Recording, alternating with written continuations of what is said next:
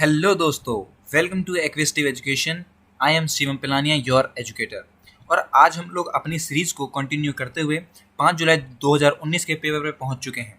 आज हम लोग डिस्कस करेंगे जो 5 जुलाई 2019 का मॉर्निंग शिफ्ट में जनरल अवेयरनेस के सेक्शन में 25 क्वेश्चन आए थे, उन्हें हम लोग अपनी वीडियो में देखेंगे। हम लोग साथ साथ उनसे रिलेटेड जो इम्पोर्टेंट फैक्ट्स इन्फॉर्मेशन है उन सभी को भी अपनी इस वीडियो में हम लोग देखने वाले हैं। और अगर आप लोगों ने इससे पहले की जितनी भी वीडियोस हैं, मतलब कि 2 जुलाई से लेकर 4 जुलाई की सभी शिफ्ट्स के जो पेपर मिल सकते थे मुझे, मैंने उन सभी को कवर करा है, जो कि अप्रॉक्सीमेटली 7-8 हैं। तो आप उन्हें जाके देखिए, उनसे भी आपकी काफ़ी ज़्यादा हेल्प होगी। और दोस्तों, मैं आपको बता दूं कि ये वीडियोस देखना आपके लिए क्यों इंपॉर्टेंट है, क्योंकि मैंने देखा है कि एसएससी सीएचएसएल में जो रिपीटेशन है क्वेश्चंस की, जो स्टैटिक पोर्शन है जनरल अवेयरनेस का, वो काफ़ी ज़्यादा रिपीट होता है। एग्जैक्ट सेम क्वेश्चन ही पूछ ले जाते हैं, ना उनमें ऑप्शन चेंज होता है, ना उनमें क्वेश्चन की किसी तरीके की language. Exact question cut copy हो जाता है अगर हम लोग देखें किस तरीके से यहाँ पे रिपीटेशन होती हैं। तो ये चीज़ें मैंने देखी हैं, तो ये चीज़ से मैं आपको बता सकता हूँ कि आपको ये प्रीवियस ईयर देखने से काफ़ी ज़्यादा हेल्प होने वाली है दोस्तों। इसी बात को करते हुए और अपनी वीडियो को अब स्टार्ट करते हैं। देखते हैं सबसे पहला क्वेश्चन यहाँ पे पूछा गया है कि हमारे आर्टिकल 243(5) के अकॉर्डिंग जो मिनिमम रिक्वायरमेंट है मेंबर ऑफ म्यूनसिपैलिटी बनने के लिए, तो वो कितनी है। तो यहाँ पे आपका राइट ऑप्शन हो जाता है 21 ईयर्स। ओके दोस्तों, अभी मैं आपको बताऊं तो पिछले पेपर में यहाँ पे पूछा गया था कि प्रेसिडेंट की एज कितनी होनी चाहिए और प्राइम मिनिस्टर की एज, मिनिमम एज पे वहाँ पे पूछा गया था।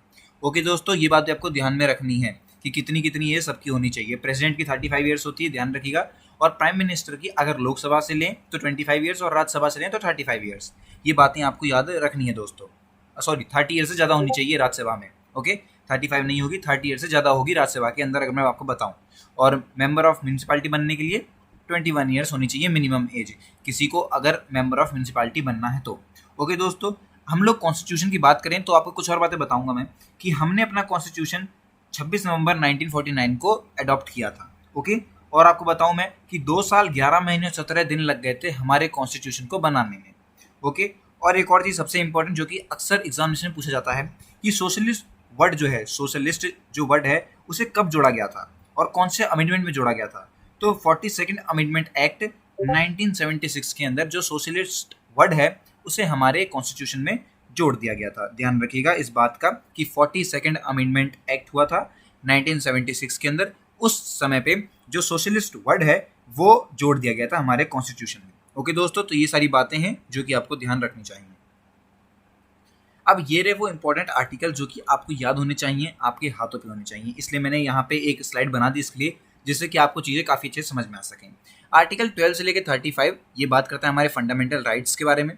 आर्टिकल 36 से 50 ये बात करता है हमारे directive principles of state policy, मतलब किस हिसाब से राज्य को काम करना चाहिए या फिर सरकार को काम करना चाहिए। आर्टिकल 51A ध्यान रखिएगा, ये हमारे फंडामेंटल ड्यूटीज़ बताती है कि सरकार का तो काम आपने बता दिया, अब जो वहाँ के सिटीजन्स हैं उनके क्या काम होने चाहिए, उनकी क्या ड्यूटीज़ होनी चाहिए। आर्टिकल 100 डील करता है voting in the houses, Rajya Sabha और लोकसभा के अंदर। आर्टिकल 141 डील करता है सुप्रीम कोर्ट्स के जो जितने लॉ एप्लीकेबल होंगे सारे कोर्ट्स पे उनसे रिलेटेड।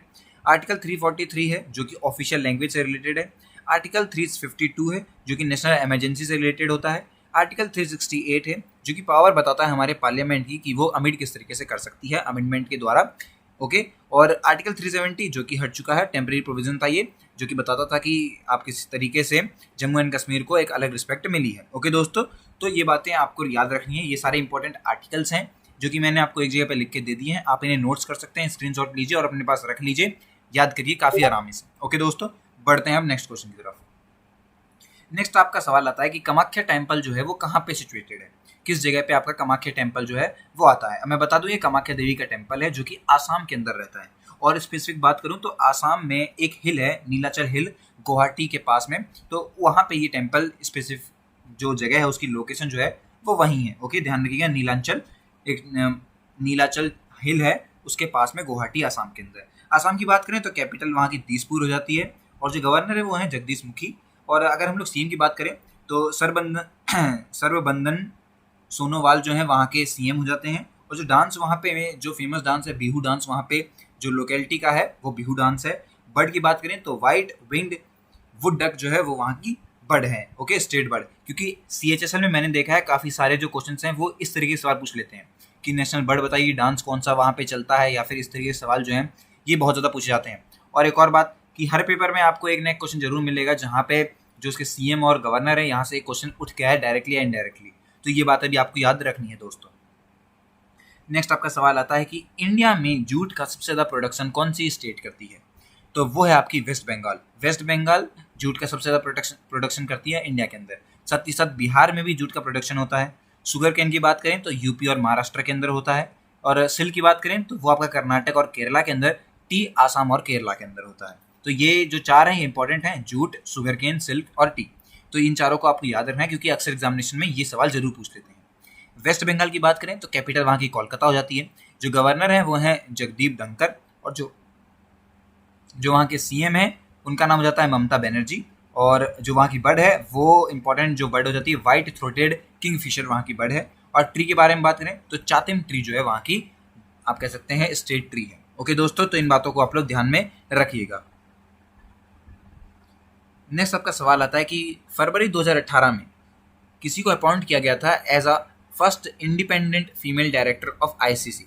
ओके दोस्तों, याद रखिएगा ये सवाल है आपका कि 2018 फरवरी में किसको अपॉइंट किया गया था first independent female directory of ICC, international cricket council. Okay, ध्यान रखिएगा। तो उनका नाम है इंदिरा नोये। ओके, अगर हम लोग इनके बारे में बात करें तो ये फॉर्मर सीईओ रह चुकी हैं पेप्सिको की, और इन्हें पद्म भूषण भी मिला है 2007 के अंदर।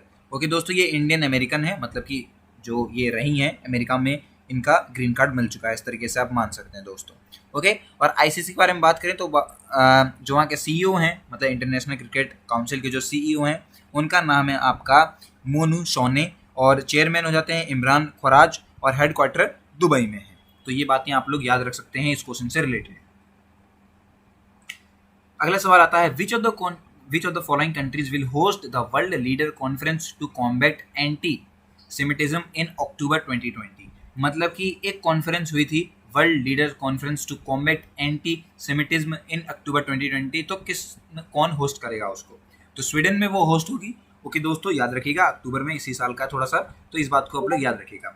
स्वीडन की बात करें तो कैपिटल हो जाती है वहाँ की स्टॉकहोल्म, करेंसी स्वीडिश क्रोना है। और अगर हम लोग एंटी सेमिटिज्म के बारे में बात करें तो ये क्या है, तो ये एक हॉस्टिलिटी होती है आप मान सकते हैं, जो कि और साथ ही साथ प्रीजुडिसी में भी काम आती है ये। साथ ही साथ ये डिस्क्रिमिनेशन दूर करती है ज्यूइश के द्वारा, मतलब कि जो ज्यूइश जो आप कह सकते हैं जो रिलीजन है, जो उसके लोग हैं, जो उन पर खतरा है उसको दूर करने के लिए, उनकी मदद करने के लिए आप कह सकते हैं ये कॉन्फ्रेंस होती है।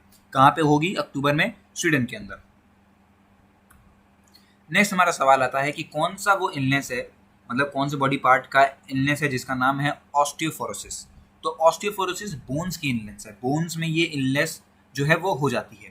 ओके, ध्यान रखिएगा कि बोन्स की ये इलनेस है तो ये हो जाती है जिसका नाम है ऑस्टियोपोरोसिस। अब इसमें क्या होता है, इसमें आपका आप कह सकते हैं कि जो बोन्स का बनना जुड़ना ये जो प्रोसेस होती है कॉन्टिन्यूसली होते रहती है, तो वो चीज़ रुक जाती है, मतलब बन नहीं पाते, जुड़ नहीं पाते, इस तरीके से काम चलता रहता है हमारी बोन्स में नॉर्मल कंडीशंस के अंदर। और बोन्स में ये चीज़ नहीं हो पाती है, इसीलिए आप कह सकते हैं ये एक इलनेस है, और इस इलनेस का नाम है ऑस्टियोपोरोसिस। ओके, ध्यान रखिएगा। नेक्स्ट हमारा सवाल आता है कि वर्ल्ड थायराइड डे जो है वो कब मनाया जाता है, तो 25 मई को हर साल मनाया जाता है वर्ल्ड थायराइड डे।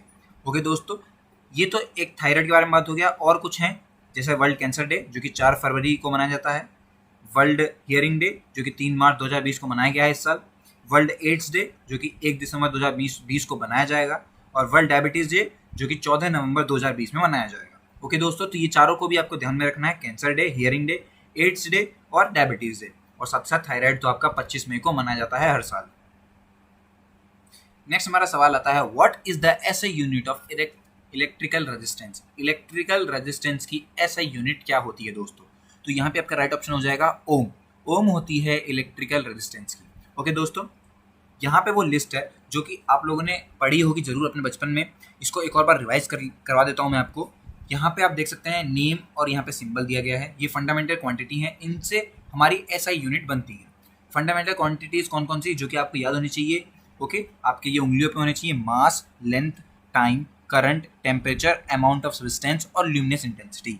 ओके, तो ये 7 हैं आपकी फंडामेंटल क्वांटिटीज जिनसे आपकी एसआई यूनिट भी बनती है।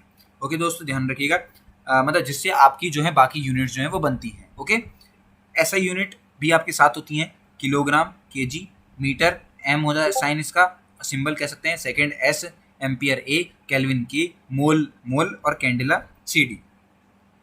मैं बता दूं आपको यहाँ पे इनका क्या काम है। मास की एसआई यूनिट किलोग्राम, लेंथ की मीटर, टाइम की सेकेंड, करंट की एम्पियर, टेम्परेचर की केल्विन, अमाउंट ऑफ सब्सटेंस की मोल होती है और ल्यूमिनस इंटेंसिटी की कैंडेला होती है। इस तरीके से आप लोग याद रख सकते हैं काफ़ी आराम से। ओके दोस्तों, आई होप कि अब आपको ये क्लियर हो गई होगी, क्योंकि ये पहली बार पूछा गया था सवाल इस पेपर में, तो मैंने सोचा कि अगर आगे भी पूछा जाए तो वो आपकी प्रिपरेशन होनी चाहिए अच्छे से। नेक्स्ट हमारा सवाल आता है, फादर ऑफ सुपर कंप्यूटिंग किसे कहा जाता है? तो वो है आपके साइमोर क्रे। साइमोर क्रे को कहा जाता है फादर ऑफ सुपर कंप्यूटिंग। अब सुपर कंप्यूटिंग का मतलब क्या होता है कि एक कुछ होते हैं कंप्यूटर्स जो कि नॉर्मल यूजर्स के काम आते हैं, और कुछ होते हैं सुपर कंप्यूटर्स जो कि कहा जाता है कि जो बहुत बड़ी बड़ी कैलकुलेशन है। मान लीजिए आपको अर्थ से मून तक की उस टाइम पे कैलकुलेशन अगर निकालनी पड़ती, तो वहाँ पे आपका ये कैलकुलेटर नहीं चल पाते, वहाँ पे आपको सुपर कंप्यूटर की जरूरत पड़ती जो कि आपको बता सके, हर चीज़ को देख के परख के और फिर आपको एक सही एक्यूरेट रिजल्ट दे सके।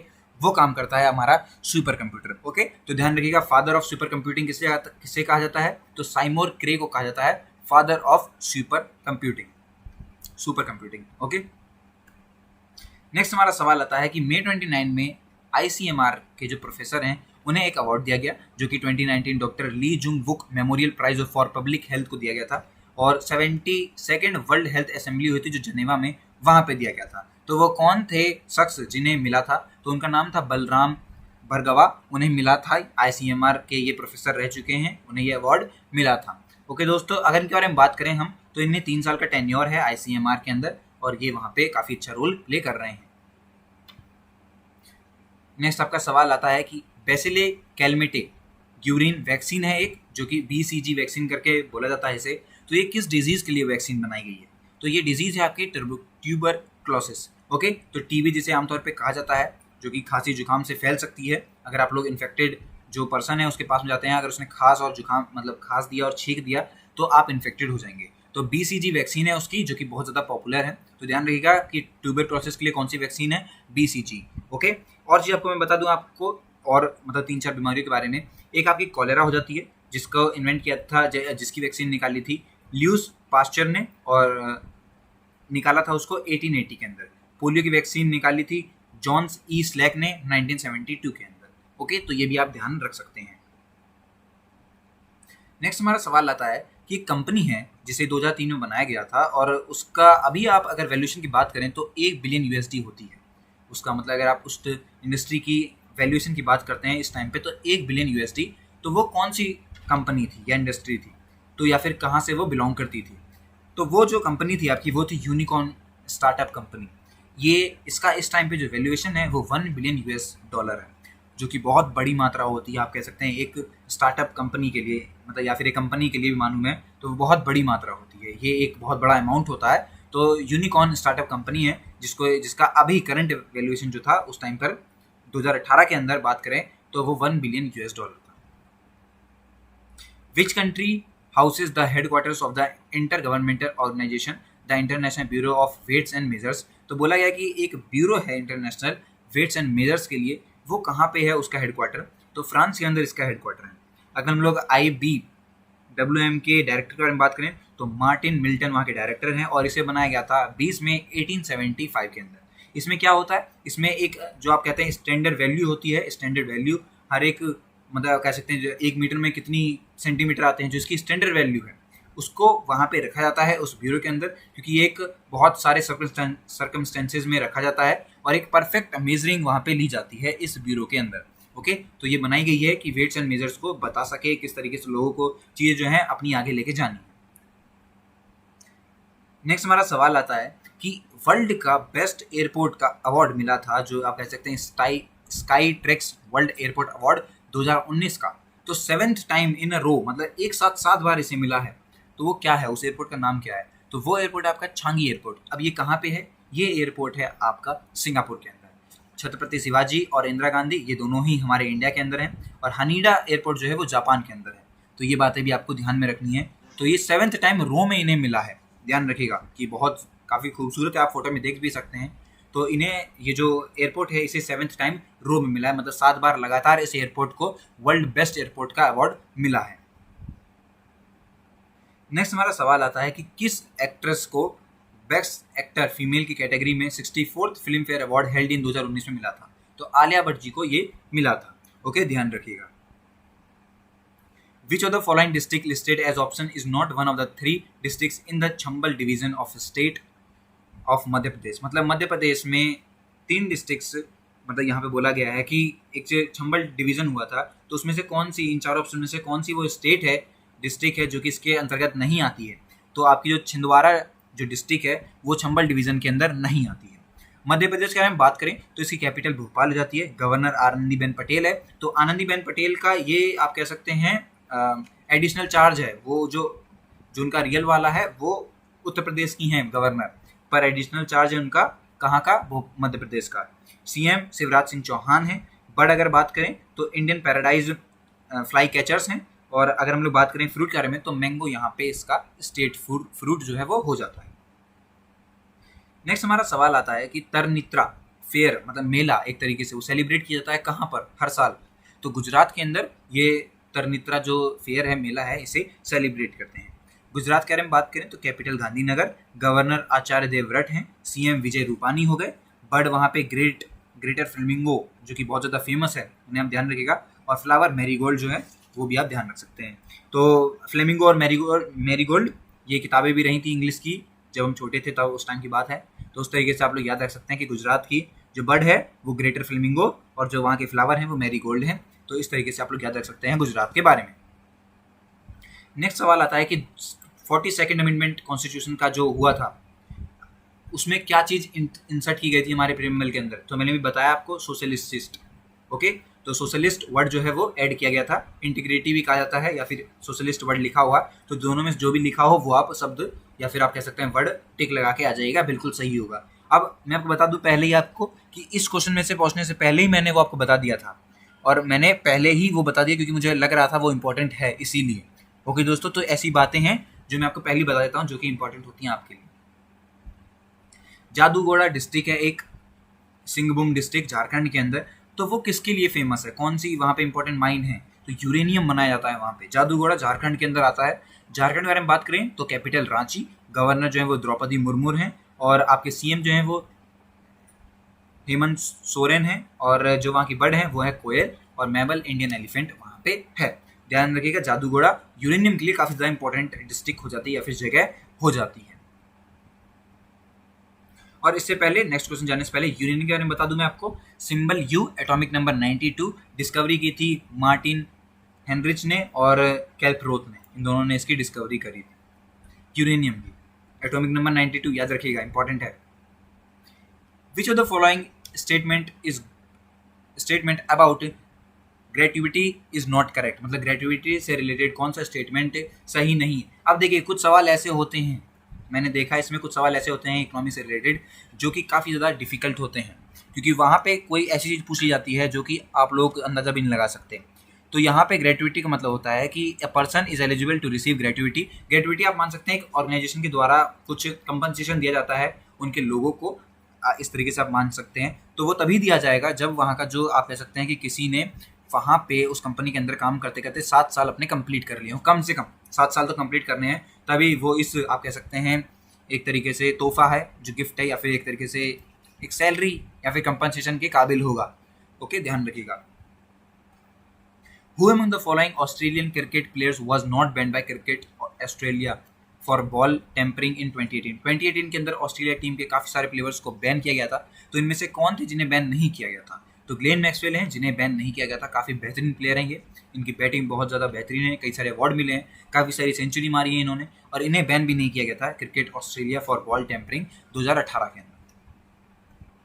नेक्स्ट हमारा सवाल आता है कि पीडीएफ का फुल फॉर्म पूछा गया है, सबसे ज़्यादा पूछा जाने वाला, मतलब आप कह सकते हैं ये जो कम्पिटिटिव एग्जाम होते हैं उसमें पीडीएफ का फुल फॉर्म बहुत बार पूछा गया है। ध्यान रखिएगा, portable document format. Portable document format है पीडीएफ का फुल फॉर्म। रैम रोम सब जानते हैं, रैम रैंडम एक्सेस मेमोरी, रोम भी रीड ओनली मेमोरी है। तो ये दोनों भी अक्सर पूछ लिया जाता है, ईजी हैं, तो इन्हें बिल्कुल भी छोड़ के मत आइएगा, इन्हें ज़रूर करके आइएगा। नेक्स्ट हमारा सवाल आता है, ये सवाल मैं बताऊँ आपको, इससे पहले जो मैंने डिस्कस किया था पेपर 4 जुलाई का इवनिंग शिफ्ट वाला, उसके अंदर ये क्वेश्चन पूछा गया था। ओके, तो वहाँ पे इनकी बुक थी मैं आपको बता दूं, उनकी बुक के लिए पूछा गया था। और जो यहाँ पे मैंने तभी आपको ये बताया था कि इन्हें the great old man of India भी कहा जाता है और इन्हें ऑफिशियल एम्बेसडर ऑफ इंडिया भी कहा जाता है। इनका नाम है दादा भाई नौरोजी। ओके, ध्यान रखिएगा इनको। नेक्स्ट हमारा सवाल आता है कि कौन से ईयर में नॉन कॉपरेशन मूवमेंट जो है वो चालू किया गया था। ओके, तो ये आपका सवाल है, तो बताइए कि कौन से ईयर में ये किया गया था। तो 1920 के अंदर नॉन कॉरपोरेशन मूवमेंट असहयोग आंदोलन का मतलब शुरू कर दिया गया था। ओके, ध्यान रखिएगा। लास्ट आपका सवाल आता है, who was the coach of the Indian under 19 men's cricket team which won the under 19 world cup 2018 के अंदर जो टीम बनी थी अंडर 19 की, उस टाइम पे उनके कोच कौन थे। तो राहुल द्रविड़ जी हैं जो उस टाइम पे कोच थे, बहुत बेहतरीन प्लेयर थे। अर्जुना अवार्ड मिला था इन्हें 1998 के अंदर, पद्मश्री 2004 के अंदर, 2013 के अंदर पद्म भूषण और 2018 के अंदर आईसीसी हॉल ऑफ फेम में इनका नाम था। तो समझ सकते हैं काफ़ी बेहतरीन प्लेयर थे और इन्होंने जितवाया था अंडर 19 वर्ल्ड कप 2018 अपनी निगरानी में, अपनी ट्रेनिंग के बदौलत। ओके दोस्तों, तो यही थी मेरी पूरी आज की वीडियो। आई होप कि इस वीडियो से आपने काफ़ी कुछ सीखा होगा, आपको काफ़ी कुछ नया पता लगा होगा। देखते रहिए मेरी वीडियोस को, क्वेश्चन रिपीट होते हैं, ये बात मैं आपको बता रहा हूँ, लिख के दे रहा हूँ, तो ध्यान रखिएगा इस बात को। पीडीएफ चाहिए तो नीचे दिया गया मेरी मेल पे आप लोग को मेल करना है, सर पीडीएफ भेज दो, हम आपको पीडीएफ भेज देंगे। 24 घंटे के अंतर्गत फ्री में पीडीएफ मिल रही है, तुरंत मेल करिए, पीडीएफ लीजिए, पढ़ाई कीजिए, टॉप कर जाइए। मिलते हैं अपनी अगली वीडियो में, तब तक के लिए जय हिंद, जय भारत।